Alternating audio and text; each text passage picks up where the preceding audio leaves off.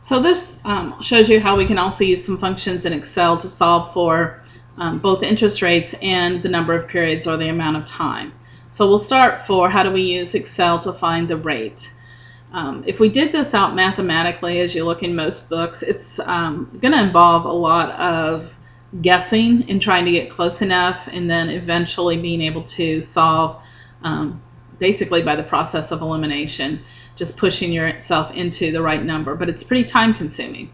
But with Excel, it's fairly simple.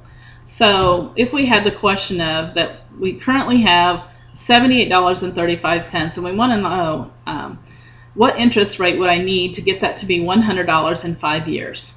So we can use what Excel calls the rate formula. So we're going to look for the answer right here.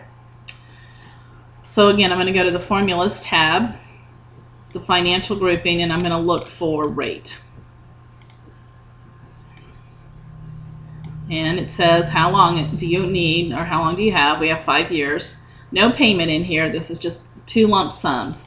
The present value, and again, I'm going to have to decide positives and negatives.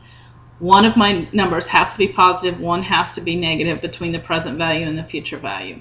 So I'll go ahead and make the present value a negative as though I'm investing $78.35 and wondering what I'll have at the end when I have $100 to come back out.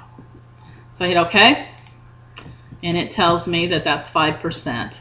And generally I try to encourage students to do 2 decimals, but it is still 5%. So then we can solve a different problem, and we can say, what if we want to know how long it's going to take us if we know that we have a certain amount of money?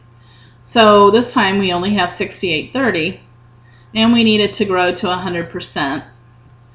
And the interest rate in the problem says it's going to be 4%.